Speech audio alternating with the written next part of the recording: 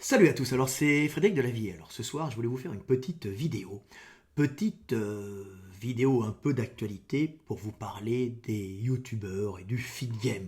Alors, c'est une vidéo un peu philosophique, mais qui, je pense, est assez profonde. Alors, je voulais expliquer dans un titre un peu euh, provocateur. Euh, je voulais mettre pourquoi, j'ai mis pourquoi les youtubeurs sont-ils, youtubeurs du feed game, parce que je suis en partie dans le feed game, mais pas que, hein, sont-ils souvent si médiocres et pourquoi je suis si formidable comme youtubeur. Alors c'est provocateur, mais je vais vous expliquer un peu pourquoi malheureusement beaucoup de youtubeurs tombent dans la médiocrité. Alors il faut bien sûr pardonner puisque Dieu est miséricordieux et Dieu pardonne. Donc comme nous sommes à son image et nous l'avons fait à la nôtre, il est important de pardonner aux autres, de pardonner aux hommes et de se pardonner à soi-même ce que nous avons été et ce que sont les autres aussi pour mieux vivre en harmonie avec soi-même et le monde. La haine et la rancœur consumant les individus. Alors, pourquoi les youtubeurs, et particulièrement les youtubeurs du feed game, alors pas tous bien sûr, mais souvent, sont-ils si médiocres? Alors, bien sûr, tout ça vient souvent d'un besoin de reconnaissance, hein. On commence souvent, on veut être connu, et si on n'a rien fait de sa vie, et on n'a rien créé, il est très difficile d'être reconnu par son propre travail, puisque ou nous sommes déjà médiocres, ou nous n'avons rien créé.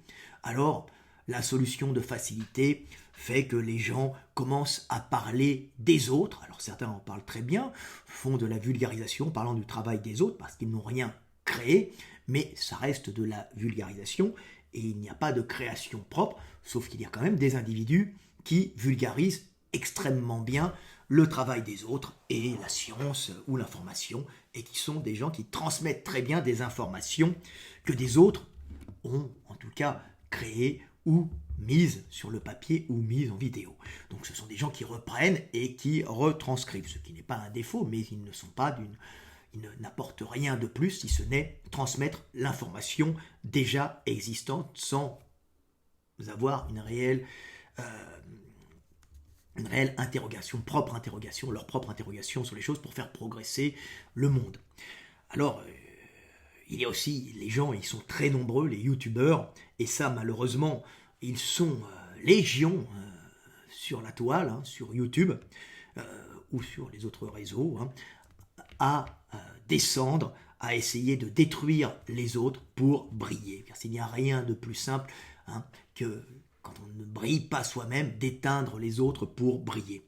Et malheureusement, c'est quelque chose que l'on voit souvent sur Internet, des chaînes où on attaque, des chaînes où on dénonce l'autre, on attaque. Alors des fois, bien sûr, il y a des choses à dénoncer quand elles peuvent poser des problèmes pour la communauté, pour le groupe, hein, des erreurs qui sont des fois à dénoncer. Malheureusement, les individus qui sont sur YouTube et particulièrement sur le feed game, la plupart des temps, dénoncent les gens, pas pour apporter un plus, mais pour eux-mêmes essayer de se valoriser en descendant les autres.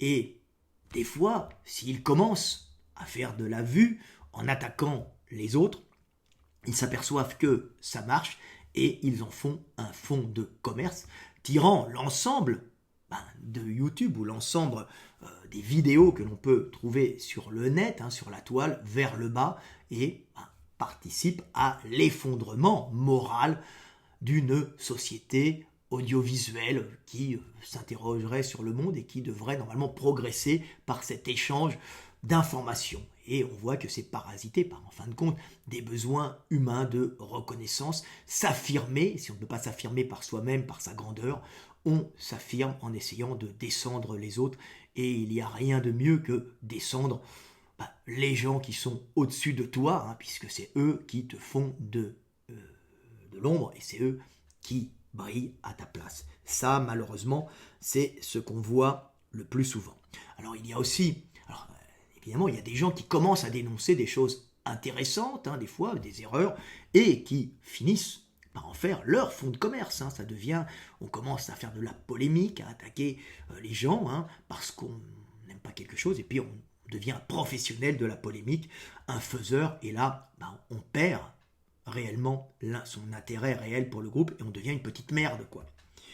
Alors, on peut voir aussi que malheureusement, les youtubeurs font du YouTube, actuellement on est en période de crise, une crise importante, parce qu'on devient youtubeur, parce qu'on a besoin, non pas de reconnaissance, alors aussi de reconnaissance, mais aussi d'argent, et beaucoup de youtubeurs font YouTube et savent pas quoi faire pour pouvoir gagner de l'argent. Alors ils vont vendre tout et n'importe quoi, ils vont essayer de faire toutes les choses possibles, plus médiocres, parler de leur vie qui est souvent médiocre, en l'exagérant pour passer pour des gens exceptionnels et attirer la vue des autres pour vendre un peu de tout, ce qui malheureusement tire l'ensemble de YouTube vers le bas.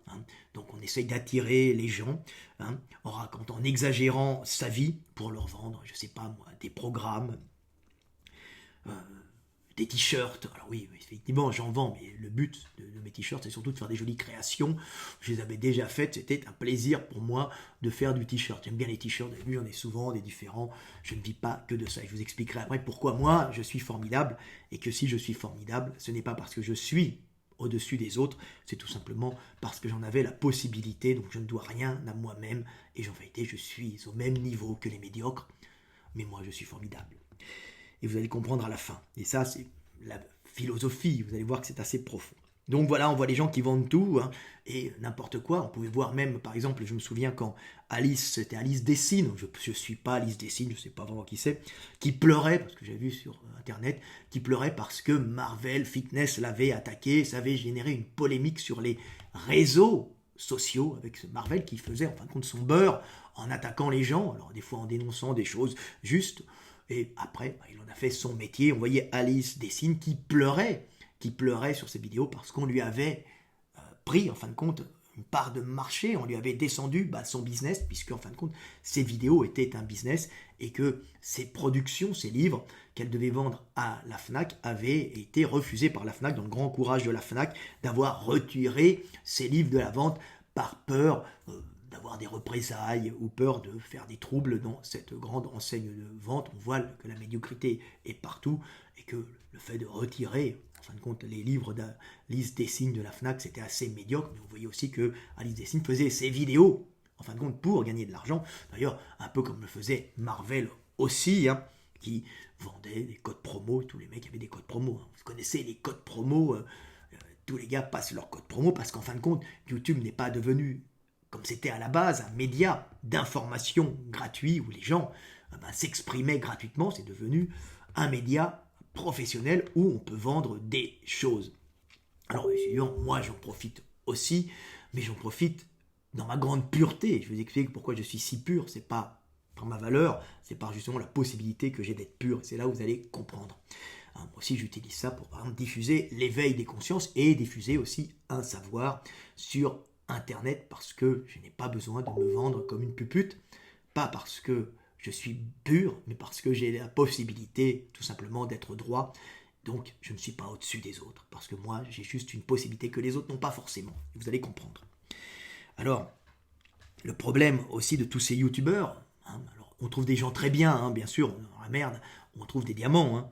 Dans le tas de fumier, il y a toujours des diamants. Avant, on n'avait aucune possibilité. Maintenant, YouTube, ça vous permet de piocher dans la merde et parfois de sortir de ce tas de fumier un diamant qui vous permettra de vous instruire et de comprendre le monde. Alors, le problème de ces vidéos, c'est que les gens font des vidéos d'enseignement, des vidéos des fois sur des sujets qui les passionnent. Le problème, c'est que ça devient business pour eux. Et après, ils sont toujours obligés de se renouveler. Ils deviennent des faiseurs inintéressants par cette quête de renouvellement permanent. C'est pas comme un peu la société de consommation où on finit par créer du produit YouTube inintéressant, parce que c'est l'obligation de maintenir un niveau sur YouTube et de maintenir une production pour pas descendre en vue, soit pour l'argent, soit par l'orgueil, même s'il en a été bon. Comme on dit toujours, le chanteur, le crooner, le chanteur qui chante des chansons d'amour, doit savoir se retirer à temps. Puis quand vous voyez un crooner, un chanteur pour femmes qui fait des belles mélodies et des belles chansons romantiques, quand vous voyez cet individu chanter des chansons d'amour à 80 ans en disant « Je t'aime, mon amour », ça ne va plus. Hein. Il faut savoir se retirer. Le sage, ayant déjà transmis le message, doit savoir se retirer. Le boxeur doit savoir, l'entraîneur de boxeur, jeter l'éponge pour le boxeur si celui-ci a perdu, ça ne sert à rien. Hein, l'homme doit savoir quand il doit se retirer et c'est très très dur. Le sage doit savoir quand l'œuvre est accomplie, quand le travail d'enseignement est fait, doit savoir quitter la scène pour aller cultiver ses tomates ou s'occuper de sa petite famille. C'est une base, mais malheureusement les hommes ne le savent pas forcément.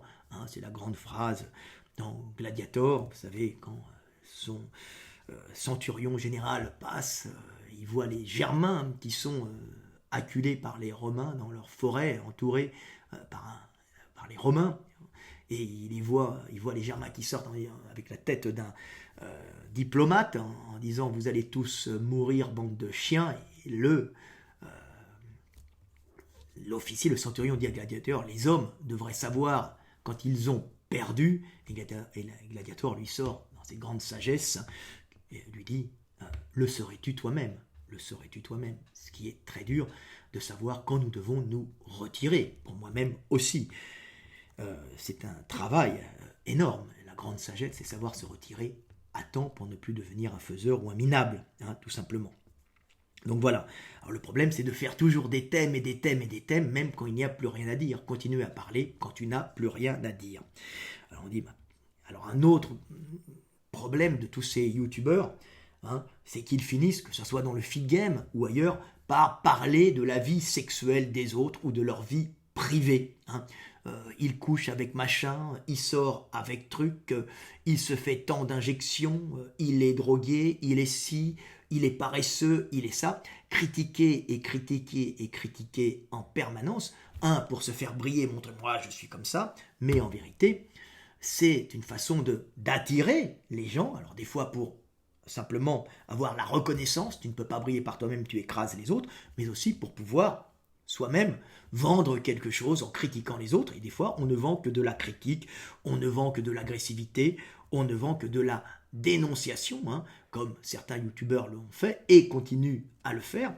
Dénonciation parfois vraie, malheureusement, le plus souvent diffamatoire, et qui n'a rien à voir avec un véritable enseignement qui pourrait apporter un plus aux hommes qui l'écoutent et leur permettre d'améliorer leur vie. Malheureusement, cet enseignement est un enseignement cathartique dont le seul but est de calmer les minables, calmer les pauvres types qui sont des esclaves, qui sont des gens médiocres, en les rassurant et en voyant des gens qui sont montés, qui sont connus, descendus et critiqués et diffamés, alors que je dis des fois des critiques justes, mais qui n'ont aucun intérêt en vérité pour toi, qui regardent ça t'apporte rien de savoir que machin baisse pas ou à la bite molle ou se prend des stéroïdes, hein.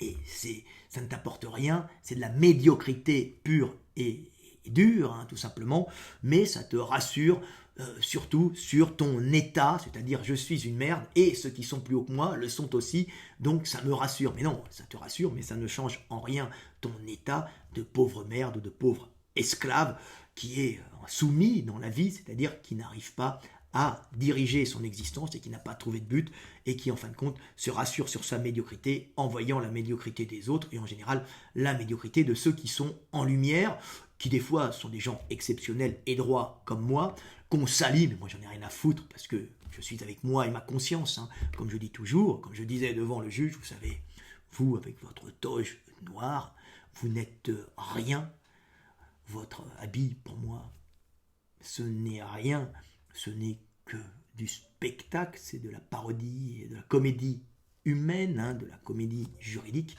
Vous savez que ce que vous pensez de moi ou le jugement que vous pouvez avoir sur moi n'est rien, puisque pour moi la seule chose qui compte, c'est Dieu et ma conscience, ou ma conscience et Dieu, et c'est la même chose.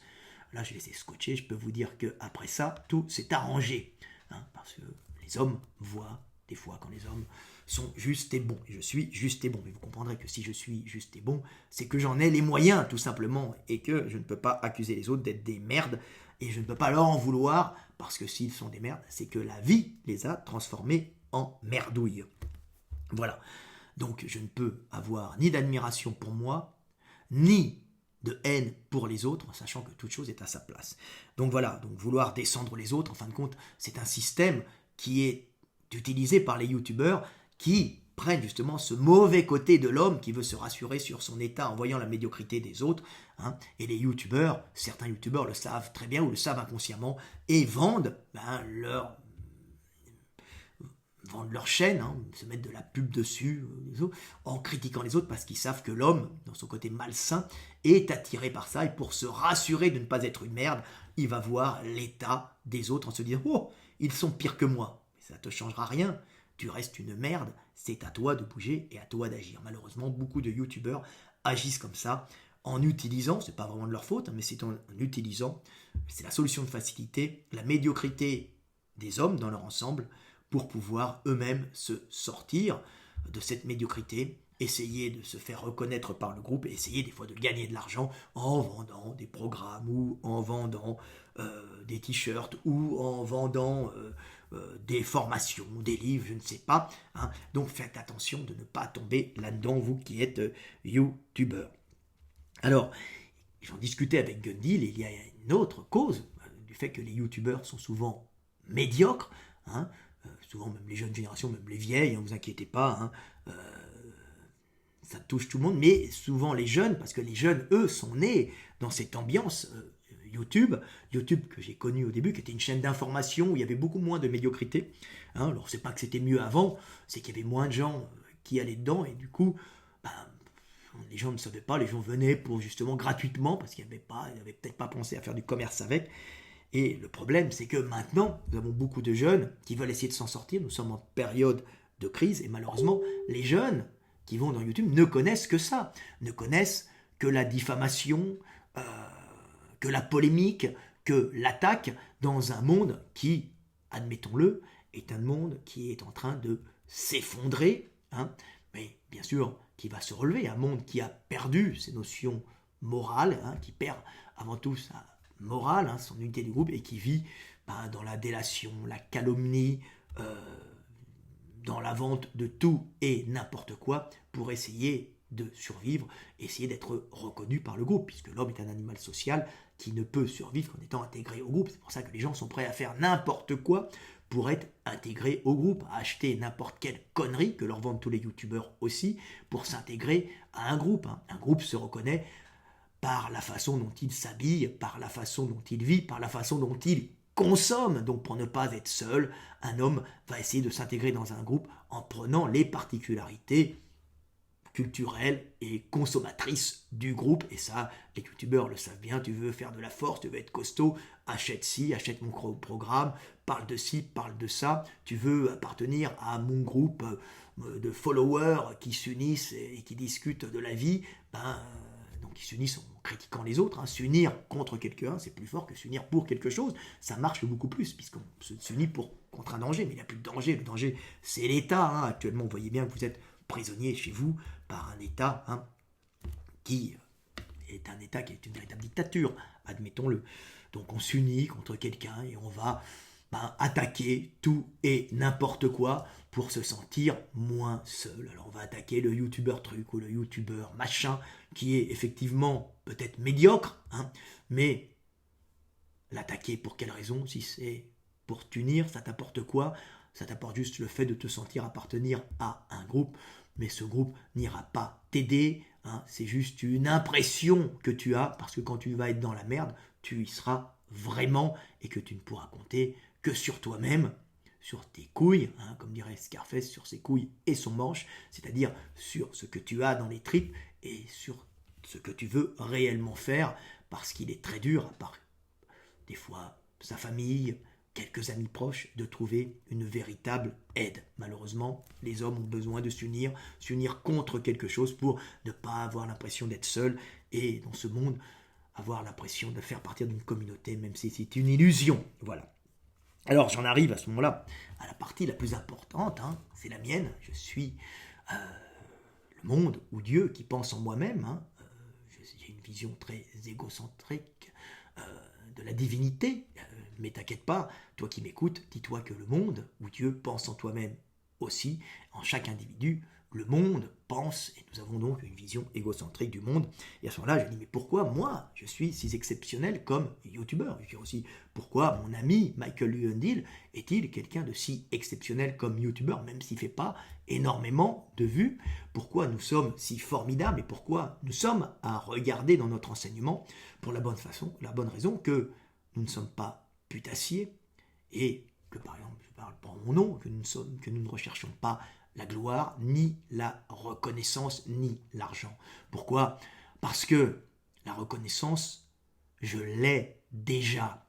Je n'ai pas besoin de YouTube. Je rigole quand je dis je veux 100 000 abonnés. C'est pour rigoler, hein, c'est pour dire je l'ai atteint, hein, un peu comme je ferai un Trivial Poursuite et je gagne, ou un Monopoly. Hein. Mais je n'ai pas besoin de YouTube réellement pour être reconnu, puisque moi-même, par mon travail, j'ai vendu plus de 5 millions de bouquins dans le monde. C'est-à-dire, ça fait plus que Welbeck, il faut le savoir. Mais évidemment, je n'ai pas un aura particulièrement impressionnant en France, puisque je ne suis pas retransmis dans les médias, puisque ça n'intéresse pas les médias. La boîte avec laquelle je bosse n'appartient pas justement à ces grosses puissances, et on va dire que je ne les intéresse pas. Donc ce n'est pas grave, mais je suis déjà reconnu, j'ai un aura mondial avec plus de 5 millions de livres, vous avez déjà accompli quelque chose dans votre existence. Et en plus au niveau, on va dire, sportif, donc professionnel, je suis quelqu'un d'accompli, et au niveau sportif, je suis quelqu'un avec mes possibilités, je ne suis pas un surhomme, mais j'ai fait à peu près ce que je pouvais faire, donc j'ai fait troisième à France, ce qui est en powerlifting, ce qui est honorable, et je reste un compétiteur, quand des compétitions en street workout, hein, donc particulièrement en traction, particulièrement efficace, et pouvant encore avoir des podiums, même à mon âge avancé, même pesant actuellement, je pèse actuellement 95 kilos, j'ai honte, hein, j'ai grassi un peu. Mais je reste encore à 50 tractions, et j'ai pris en traction récemment, et j'ai récupéré d'une douleur à l'épaule, donc je peux encore compétitionner, faire des compétitions. Donc là-dessus, je n'ai rien à prouver, si vous voulez, je ne suis pas un surhomme, mais je suis encore là, je m'en fous un peu, c'est pour le plaisir, et je sais que de toute façon, la fin approche, même si elle est dans 1 an, 2 ans, 30 ans peut-être, hein, je ne sais pas, mais je suis plus à la fin de ma vie qu'au début, ce qui n'est pas grave. Je suis un homme qui a déjà réussi dans l'existence. Donc, ce qui me permet, si tu veux, de faire des enseignements, et puis je gagne de l'argent, donc je suis par cette manne des livres qui se vendent tous les ans, hein, qui sont des livres utiles au monde entier, hein, à tous les profs, à tous les personnes entraîneurs. Je suis quelqu'un d'indépendant qui n'a pas de problème réel d'argent, puisque j'ai une manne, ce que j'appelle une manne divine, ce qui me permet de jouer un peu le philosophe en m'extrayant de ce combat permanent pour la survie, hein, pour l'énergie, car j'ai une source effectivement d'énergie qui, sans être énorme, est quasiment intarissable, et qui me permet de prendre du recul sur la vie et sur l'existence, et qui me permet de ne pas me comporter en pupute sur les réseaux sociaux. Mais quand je dis ça, je vous explique que, en fin de compte, ça ne vient pas de moi. Cette droiture et cette pureté, ça vient simplement du fait que le monde m'a permis d'être droit et pur, et que l'homme qui est pourri, l'homme qui est effondré, ne l'est pas par sa propre faute, il l'est par la conjoncture du monde, des éléments du monde qui ont fait qu'il a chuté et qu'il est tombé. Et dans ce cas-là, il faut le relever. Même le pire de tes ennemis a été un petit bébé dans les bras d'une maman. Et des fois, il n'a même pas eu de maman. C'est un homme qui est tombé, c'est un homme qui a souffert. Bien sûr, ils sont dangereux. Il faut éviter d'aller les voir ou de les approcher, ce qui est très très dur, puisque tu les confrontes. Et de toute façon, la confrontation au mal, ou t'effondre, ou te permet d'accéder à un niveau supérieur en comprenant le monde. Hein. C'est l'histoire du Bouddha qui vit dans un palais de richesse, qui ne voit pas le malheur, et qui découvre la souffrance, le malheur, et qui, à ce moment-là, décide de vivre dans la pauvreté. Et après, il découvre l'illumination, c'est-à-dire que ce qu'il faut, c'est expérimenter la vie pour apprendre à être un sage, à être un être, si vous voulez, voulez, illuminé, un être divin qui a compris sa divinité, mais avant, il faut vivre en homme, il faut expérimenter la vie dans la réussite, mais aussi dans les échecs. Et moi, j'ai expérimenté dans la réussite et les échecs. Je n'ai rien à prouver, car j'ai réussi, mais j'ai aussi beaucoup perdu. J'ai aussi échoué de nombreuses fois.